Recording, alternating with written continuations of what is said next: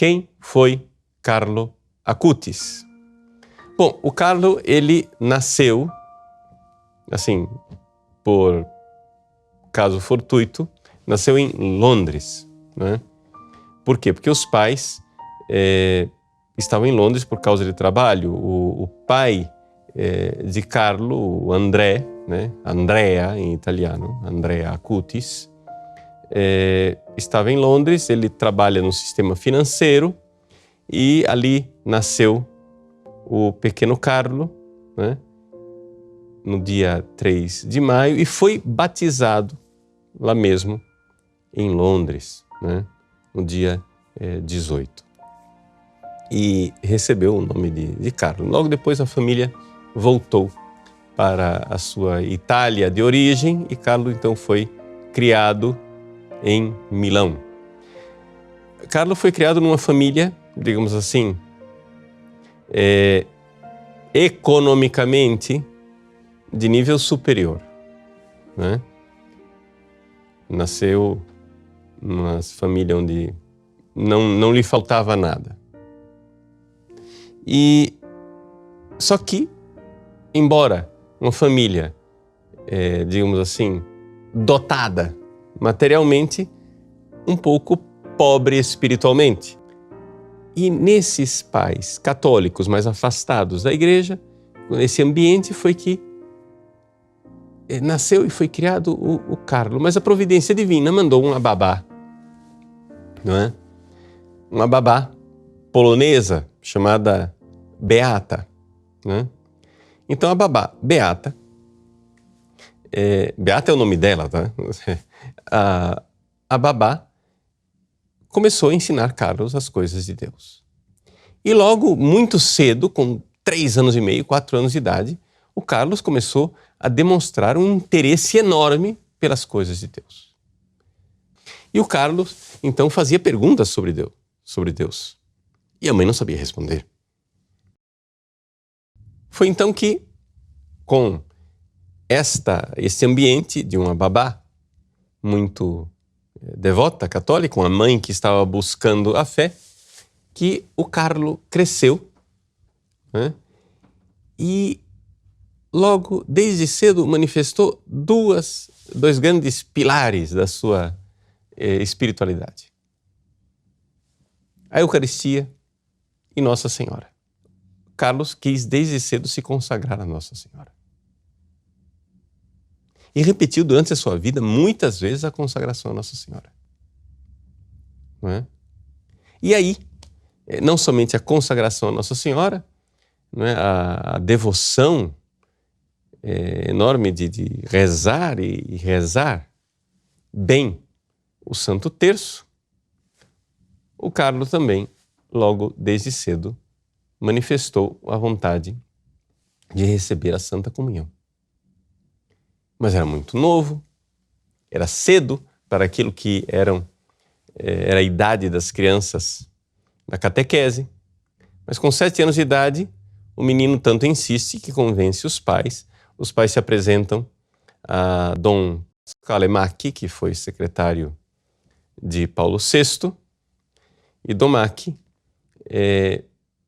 vê a maturidade da fé daquele menino, que ele não está querendo comungar por um capricho, e então permite que ele receba a primeira comunhão. Dali para frente, né, foram passos de gigante. Porque aquele menino começou a desenvolver uma fé eucarística, a realidade de Jesus na Eucaristia, que foi realmente algo de espantoso. Ele começou a insistir em ir à missa, né, todos os dias, o mais frequente possível. Às vezes os pais podiam levá-lo, às vezes não podiam levá-lo. E então aconteceu algo interessante. Quando os pais não podiam levar, né, havia um empregado na casa, um rapaz que tinha nascido na Índia, de religião hindu, né? O nome dele era Rajesh, desculpe. Ele era Brahmane, de casta sacerdotal superior, hindu, e trabalhava lá na casa dos Akutis. Dormia, né? Trabalhava e dormia, era hospedado. E um pouco era o companheiro também das brincadeiras do Carlo, etc. E então, este indiano pôde então acompanhar o Carlos à missa. E o Carlos, no caminho, lá com seus 7, 8, 9 anos de idade, falava tanto da Eucaristia, falava tanto de Jesus, falava tanto da verdade do Cristo vivo na Eucaristia, que o indiano pediu para se batizar, para poder comungar. Foi a primeira conversão, digamos assim, do Carlos, que depois foi envolvendo os seus primos, os seus amiguinhos, etc., etc., para que todos fossem fazer a primeira comunhão, se confessassem, comungassem, etc. A realidade da Eucaristia. Interessante aqui, já que nós estamos fazendo um paralelo com Fátima, entendermos que as aparições de Nossa Senhora foram precedidas pelas aparições do anjo, que ensinou aos pastorinhos de Fátima duas coisas: a comungar e fazer a adoração a Jesus no Santíssimo Sacramento. Essa realidade eucarística e a fé, né, que o Carlo manifestava na fé da igreja, na Eucaristia, era uma coisa não somente certa, mas profunda. Não é? O primeiro biógrafo do Carlo, Nicola Gori, que escreveu esse livro, Eucaristia, a mia autostrada per il cielo, que é uma frase do próprio Carlo Acutis, né? A Eucaristia é a minha autoestrada para o céu. O Nicola Gori, no livro, fala de um diálogo dele com o Carlo, em que ele pergunta ao Carlo: mas Jesus está na Eucaristia só simbolicamente? E o Carlo reage: não só simbolicamente. Está lá substancialmente. E o Carlo começa a explicar como, de fato, depois o Carlo produziu um vídeo produzido por ele mesmo. Se for beatificado, será o primeiro santo youtuber, né? Ele fez um vídeo onde ele explica, passo a passo, o mistério da transubstanciação. Explicando primeiro o que é que são acidentes, o que é substância, claro, pedagogicamente, para que as pessoas possam entender. E ele realmente tem a fé, uma fé profundamente católica. Não, ali é Jesus substancialmente presente, Jesus vivo, verdadeiro. E o Nicola Gori diz: mas tem muitos teólogos modernos, atuais, que dizem que Jesus está lá só presente simbolicamente. O Carlo é taxativo e diz: essas pessoas estão erradas. E é esta fé de que Jesus está presente na Eucaristia que vai levando o Carlo à santidade. Todo mundo que entende um pouco do caminho espiritual sabe perfeitamente que são os atos de fé que nos colocam em contato com Jesus que fazem as pessoas crescerem espiritualmente.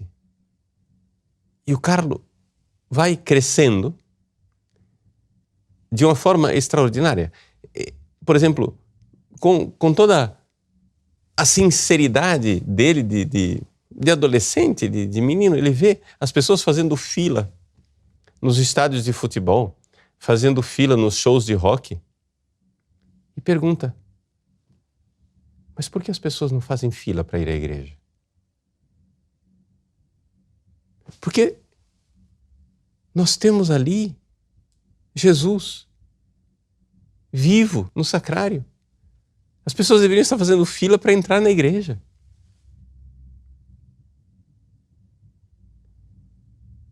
E essa fé assim tão sincera, tão tranquila, tão espontânea, deixou o pai dele, André, um pouco boquiaberto. Por quê? Porque o pai ofereceu a ele: Carlo, vai haver uma peregrinação para Jerusalém e então são padres, amigos nossos, que vão para Jerusalém. Eu gostaria de colocar você nessa peregrinação. Resposta do Carlo: não, papai, eu prefiro ficar aqui em Milão, porque aqui em Milão há tantos sacrários, tantos tabernáculos, onde Jesus está presente na Eucaristia, que não é necessário eu ir para Jerusalém para ver onde Jesus esteve há 2000 anos atrás. Eu quero estar onde Jesus está hoje, vivo. E renuncia à viagem e fica em Milão durante o verão para estar no sacrário. E o Carlo não tinha dúvida, né? O terço diário. Se possível o rosário, mas pelo menos o terço diário. Ele andava com o seu pequeno terço enrolado no pulso, quando andava de bicicleta para cima e para baixo, né? E levava os outros a rezarem o terço. E quando a gente vê esse menino falar do Santo Terço, você vê claramente, quem entende alguma coisa de vida espiritual, vê claramente que ele, ao rezar o terço, tinha refeições espirituais. Ele tinha uma refeição espiritual quando rezava o terço. Não era simplesmente uma devoção, porque Nossa Senhora pediu, então deixa eu me livrar do terço. Você vê claramente que ele conseguia realmente estar na presença de Nossa Senhora. E como Nossa Senhora guardou a pureza dele. Ele, o Carlo, antes de morrer, disse com toda clareza para os pais: La Madonna, Nossa Senhora, foi a única mulher da minha vida.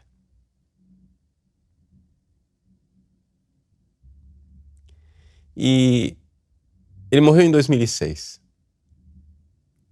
Ele não tinha diários, porque ele achava que essa coisa de diário era coisa de meninas. Mas muito daquilo que era o Carlo foi descoberto depois que ele morreu. Como? Através dos computadores. Interessante que em 2006 a internet rápida, tal qual nós a conhecemos, estava iniciando. Portanto, essa coisa de vídeos na internet, etc, etc, era uma coisa muito nova, muito recente. Você para baixar um vídeo, ficava, né, um tempo enorme esperando a coisa acontecer. No entanto, o Carlo já via nisso, né, um instrumento de evangelização, trabalhou para montar sites de paróquias, do apostolado, do voluntariado na escola dos jesuítas, onde ele estudava o 2º grau, etc, etc. E essa realidade de um apostolado onde ele insistia muito nos milagres eucarísticos e nas aparições de Nossa Senhora. Por quê? Bom, primeira coisa, o Carlos sabia perfeitamente que a Eucaristia era muito mais do que os milagres eucarísticos. A Eucaristia é Jesus vivo. Acontece, porém, que ele dizia: mas se Deus se deu ao trabalho de vir do céu para fazer esses milagres, é porque esses milagres precisam ser conhecidos. E assim o menino, com 11 para 12 anos de idade, começou a trabalhar numa pesquisa. Portanto, nós estamos aqui falando, ele morreu com 15 anos em 2006. Nós estamos falando aqui de 2002, mais ou menos. Ele começou a trabalhar na preparação de uma amostra, que depois se tornou uma amostra internacional, né, sobre os milagres eucarísticos. Ele fazia com que os pais viajassem com ele para poder colher fotografias, material de pesquisa, informações, livretos sobre os milagres eucarísticos, material que não estava ainda disponível na internet. Ele fez esse trabalho de pesquisa e de compilação. Estamos falando aqui de um menino de 12 anos de idade. E assim fizeram essa grande pesquisa, porque ele fazia questão de mostrar para os jovens, sobretudo, com argumentos apologéticos mesmo, para convertê-los, para fazer com que os jovens enxergassem a verdade que ele já enxergava na fé, na presença de Jesus na Eucaristia. Os milagres não são a presença de Jesus na Eucaristia, mas os milagres apontam, mostram, divulgam o sobrenatural que está na Eucaristia. E assim também ele fez também uma amostra, uma pesquisa sobre as aparições de Nossa Senhora. E sobretudo o Carlo tinha muita devoção a Nossa Senhora de Lourdes e a Nossa Senhora de Fátima, onde ele começou a ver, por exemplo, o quanto ele precisava fazer algo para ser mais santo. Quando Nossa Senhora disse a Francisco que ele precisava rezar muitos terços para ir ao céu, o Carlo ficou atravessado com aquela notícia. Mas se Francisco, que é tão bom, precisa de tantos terços, o que não devo eu fazer? O que é que eu preciso fazer para mudar? Como aconteceu a morte de Carlo. Carlo, uns 2 meses antes de morrer, parece que já intuía de alguma forma a sua morte.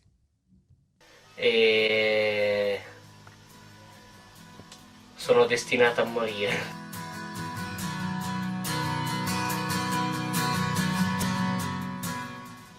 Sono destinata a morire.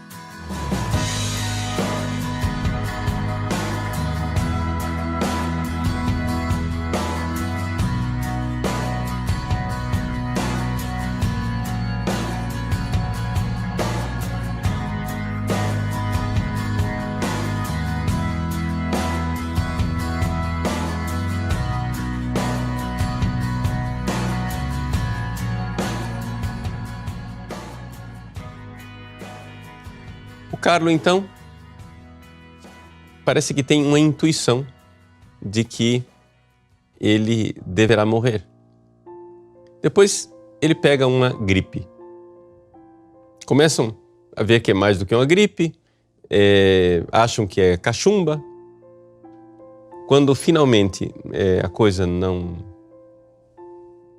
se resolve, levam Carlo a um hospital e ali vem o diagnóstico de que ele tem leucemia, ou seja, câncer no sangue e do tipo mais grave, ou seja, fulminante. Ele tem dias de vida. Quando os médicos dizem isso para ele, com muita serenidade e tranquilidade, diz assim: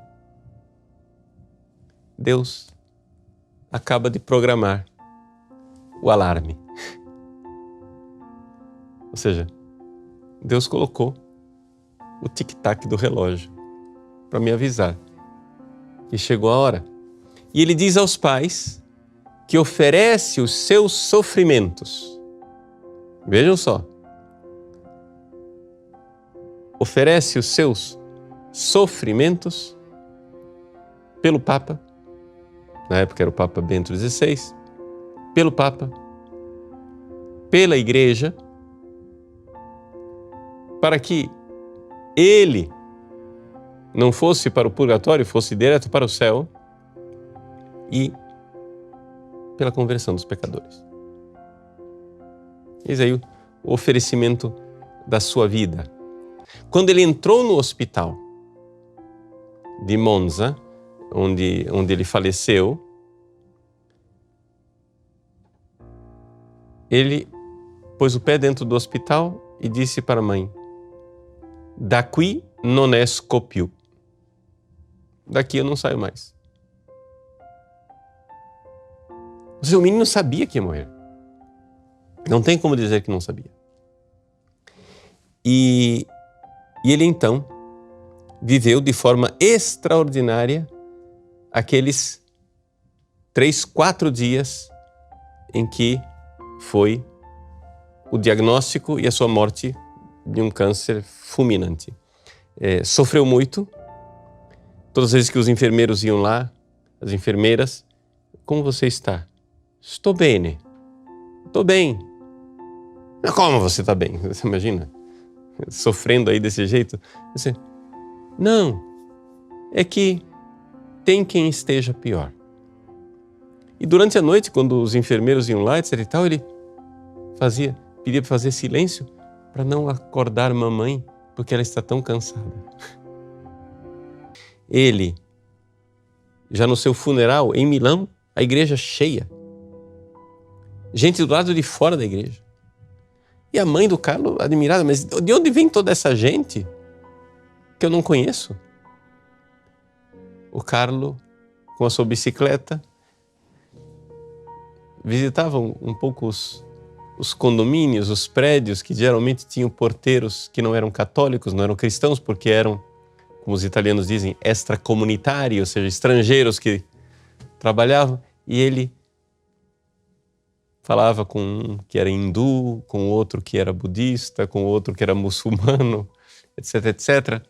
E tentava trazê-los para a fé, mas a todos ajudava os pobres. Junto com o seu amigo hindu, o Carlo saía à noite para pegar um pouco do seu jantar, dar para os pobres, levar uma bebida quente. Um dia a mãe quis comprar para ele um outro par de sapatos. O Carlo disse: "Não. Você só tem esse par de sapatos?" Disse: "Mas e os pobres que não têm nada?" Veja, era uma família rica.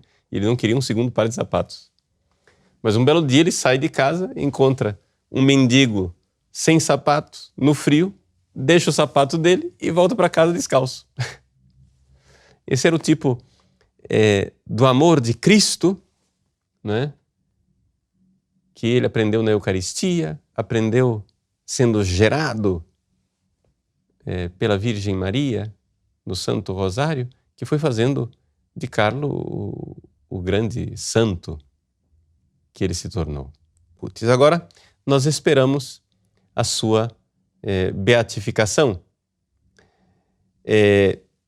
Tem grandes esperanças, por quê? Porque já foi declarado venerável, ou seja, foram reconhecidas as suas virtudes heróicas. Com a conclusão dessa fase do processo, foi exumado o seu corpo, ou seja, o corpo foi desenterrado. Quando foram fazer agora, não é, o reconhecimento do corpo, não é nenhuma declaração oficial da igreja, mas dizem as pessoas que estavam presentes, e há várias testemunhas confirmando a mesma coisa, de que quando foi exumado, agora em abril, o corpo do Carlo Acutis, o corpo foi encontrado intacto, ou seja, incorrupto. 13 anos depois da morte, né, o corpo do Carlo está lá intacto. O corpo, então, foi trasladado, né, para uma igreja de Assis, a igreja onde se recorda aquele gesto de São Francisco de ter tirado suas roupas e entregue nas mãos do Pai para abraçar a pobreza. É nessa igreja, lá em Assis, que estão os restos mortais do Carlo Acutis, aguardando a decisão da igreja, o juízo definitivo da igreja de sua beatificação. Ou seja, ali se vê claramente o Carlo é um exemplo enorme da doutrina que a Igreja sempre pregou, e se vê claramente dentro da vida do Carlo como uma graça divina, através da Eucaristia, de Nossa Senhora, do crescimento na vida de oração, né? No crescimento da fé da Igreja, da defesa da fé da Igreja, na apologia e tal. Ele foi crescendo e foi frutificando cada vez mais, né? Nesses atos de amor, amor aos pais, amor à Igreja, amor ao Papa, amor aos colegas, como ele se doava aos colegas, se preocupava com cada um, queria convertê-los, ajudava a fazer os trabalhos de casa, coisas assim fantásticas que até hoje, né, passados 13 anos, aqueles colegas que já são agora mais adultos recordam o Carlo como sendo uma presença luminosa, um verdadeiro anjo de Deus que passou na vida deles, deixando não somente uma lembrança eterna, meiga, aconchegante, mas uma mensagem luminosa de conversão da verdade divina que nós podemos e devemos sempre encontrar em nosso Senhor Jesus Cristo, na divina e santa Eucaristia. Carlo é, como tantos santos, tão semelhante e ao mesmo tempo tão especial, né? Os santos têm algo de muito semelhante uns aos outros porque todos são configurados ao Cristo e são todos especiais porque nós somos únicos ao olhar de Deus. Tem uma frase famosa do Carlo que diz assim: olha, todos nascemos originais, mas alguns morrem como fotocópia. Ou seja, alguns, de tanto imitar as modas, terminam perdendo a verdadeira vocação que Deus lhes deu. Então quero concluir pedindo a bênção de Nossa Senhora de Fátima e pedindo a Deus que faça nesse dia de Nossa Senhora de Fátima, que você veja e receba mesmo pela intercessão dela e com este exemplo luminoso desse menino de 15 anos de idade, o Carlo Acutis, uma luz do céu, né? O Carlo costumava dizer que tristeza é um olhar voltado para si mesmo.